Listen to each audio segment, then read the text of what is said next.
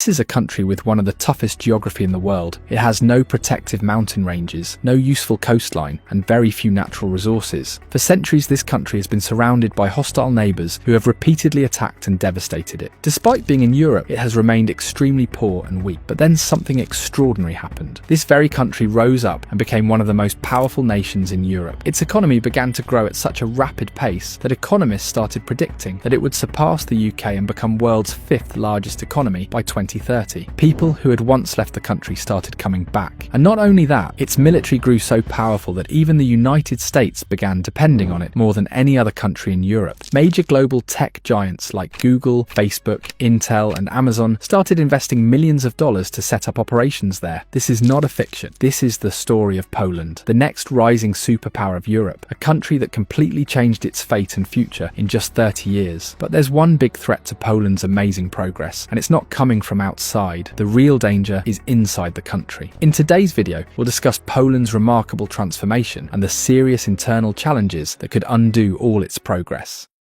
To truly understand Poland's amazing transformation, we first need to look at its history and geography. Modern-day Poland shares its borders with Germany, the Czech Republic, Slovakia, Ukraine, Belarus, Lithuania, and Russia. Poland's geography is mostly flat, which has always made it easy for foreign invaders to attack and invade the country. In the north, Poland is bordered by the Baltic Sea. However, to access the open ocean, Polish ships must pass through this strategic choke point. This has historically made Poland reliant on the countries that control those crucial sea routes. But if we look back a few hundred years, the Polish Empire was a major power. It ruled over a vast area that stretched from the Baltic Sea to the Caspian Sea. Lands that today belong to Lithuania, Belarus, Ukraine, and even parts of Russia, including the region around Moscow, were once under Polish control. However, after the 17th century, internal revolts, religious intolerance, and sectarian clashes gradually weakened the Polish Empire. Eventually, the Ottoman Empire dealt the final blow, causing these regions to break away from Polish control. Poland soon found itself surrounded by enemies on all sides. In the north, Sweden and Denmark cut off its access to the sea. In the west, it faced pressure from the Germans. In the east, the Soviet Union loomed. And in the south, the Ottoman Empire posed a constant threat. For the next 100 years, Poland was caught in continuous conflict with its neighbours. The real turning point came in 1918, after World War I. When Germany lost the war, it gave up large areas of land. Many of these regions had been under Polish rule before the 17th century, so Poland saw a chance to take them back and quickly mobilized its army. At the same time, the Soviet Union also saw an opportunity to move in and spread its communist ideology all the way to Germany. But one major obstacle stood in their path: Poland. This led to a fierce war between Poland and the Soviet Union. By 1920, the Soviet army had reached Poland's capital, Warsaw. But in a remarkable display of bravery, the Polish army not only defeated the Soviet forces in the famous Battle of Warsaw, but also reclaimed all the territories that were about to fall under Soviet control. The Soviet Union was stunned by its defeat, and just 2 months later in October, agreed to a ceasefire with Poland. In March 1921, the Treaty of Riga was signed, officially setting the borders between Poland and Soviet Russia. For the next 19 years, Poland experienced a period of peace. During this period, the Nazis had risen to power once again in Germany. They had already taken control of Austria and Czechoslovakia. Then in 1939, Germany launched a full-scale invasion of Poland from 3 directions, capturing nearly half the country within weeks. While Poland was still fighting Germany, the Soviet Union invaded from the east and took over the rest. For the next 5 years, Poland was under the joint occupation of both Germany and the Soviet Union. In 1945, as World War II ended and Germany surrendered, all of Poland came under Soviet influence. From then until 1990, Poland functioned as a satellite state of the Soviet Union. After the Soviet Union collapsed in 1991, Poland began moving away from Russia and started building stronger ties with the West. After years of conflict, Poland understood that what it truly needed wasn't enemies at its borders, but allies. In 1999, Poland joined NATO, and just 5 years later, in 2004, it became a member of the European Union. In this way, Poland's former enemies became its allies and protectors. This marked the beginning of Poland's journey towards success. From 1946 to 1990, Poland was under Soviet control. During those 4 decades, its economy was cut off from the rest of the world and remained stagnant. Poland was forced to follow the Soviet Soviet model of nationalization, where everything was owned by the state and private businesses barely existed. All major economic decisions were made in Moscow. When Poland finally broke free from Soviet control in 1990, it was the poorest country in Europe. Most of its skilled professionals had already left for better opportunities abroad. But now, just 30 years later, Poland is on the path to becoming one of the richest and most influential nations in Europe. In fact, no other European country has seen such steady and rapid economic growth over the last 3 decades. And the key driving force behind this remarkable transformation has been genuine, sincere, and focused economic policies. The very first step Poland took after gaining independence from the Soviet Union was to privatize all previously nationalized industries. One of the main reasons communism collapsed was its lack of incentives. Human beings are naturally motivated by rewards and the chance to profit. When everyone receives the same outcome, no matter how hard they work, people lose the drive to put in extra effort, improve, or come up with new ideas. This is exactly what happens in nationalization. Since institutions are under government control, all their policies and expenditures are also dictated by the government. In government jobs, there's usually no incentive for innovation or growth because employees receive fixed salaries and their promotions are based on time rather than performance. Whether the institution is running in profit or loss doesn't matter to them, as funding continues to come from the government. This eventually leads to the downfall of such institutions. In its first 10 years of independence, Poland focused on privatizing major industries, but privatization alone wasn't enough to drive global economic growth. So Poland began working toward joining the European Union, and in 2004, it officially became a member. That marked a major turning point in the country's progress. With the lowest labour costs in Europe, Poland became an attractive spot for manufacturing companies from Germany, the US, the UK, and France. To bring in even more foreign investment, Poland offered generous tax breaks to international businesses. Although these companies were sending their profits back to their home countries, they still played a major role in boosting Poland's economy by creating jobs and providing employment opportunities. However, here's where it gets tricky. Most countries in such situations fall into the middle-income trap. This trap occurs when a country has nothing to offer except for cheap labour and its growth remains limited to low-level manufacturing jobs. Foreign companies set up manufacturing plants, hire local labour and earn profits, but there's no real progress or value addition happening within the country itself. Poland smartly avoided this trap by investing in upskilling its labour force in modern technologies. Free courses in tech engineering, data sciences and software development were offered to people above the age of 16. As a result, today, major global tech companies like Google, Amazon and Meta are establishing their research and development hubs in Poland. This has also triggered a reverse brain drain. Over the past 30 years, many educated Polish professionals had moved to other European countries, but now many of them are coming back. On top of that, during the Russia-Ukraine war, a large number of highly educated Ukrainians relocated to Poland and are now making valuable contributions to its workforce. Now let's talk about the third major factor that's putting Poland in the spotlight. Poland is on a mission to build the most powerful military in Europe. Right now it's spending 3% of its GDP on defence and going on a major weapons shopping spree, buying Abrams and K2 Panther tanks, fighter jets and Apache helicopters. No other European country is investing in its military at this scale. In fact, Poland's Prime Minister has announced plans to boost defence spending to 4% of GDP and double the size of the army in the coming years. At this pace, Poland could soon have the third largest and most powerful army in NATO. After centuries of invasions and conflict, Poland knows just how crucial a strong military is. During the Russia-Ukraine war, nearly all Western weapons heading to Ukraine passed through Poland, something that has clearly angered Russia. There's even a real possibility that Poland could be one of Russia's next targets. That's why Poland is taking its defence seriously. While an attack on Poland would activate NATO's collective defence, the country doesn't want to depend entirely on others, especially given the current uncertainty in Europe. So that's how Poland transformed itself. Now let's look at the challenges that could threaten this economic success. One major concern is over-reliance on foreign investment. Poland doesn't have large natural resources or a strong domestic industrial base. Its economy depends heavily on international companies. If these companies ever decide to pull out, Poland's economy could face serious trouble in just a matter of months. On a social level, Poland is also deeply divided politically, with liberals on one side and conservatives on the other. The current government leans towards conservatives, and the tension between both sides remains high. Liberals argue that the conservative government keeps changing laws and making amendments just to hold on to power. Because of these concerns, the European Union has warned Poland that continued manipulation of legal systems could lead to serious consequences, even expulsion from the EU, which would be a huge setback. So while Poland has made incredible progress, it now stands at a crucial turning point. The choice choices made today could shape the country's future for better or worse. If you enjoyed today's video, don't forget to like and subscribe to the channel. All the sources we used for this video are listed below. See you in the next one with another fascinating topic.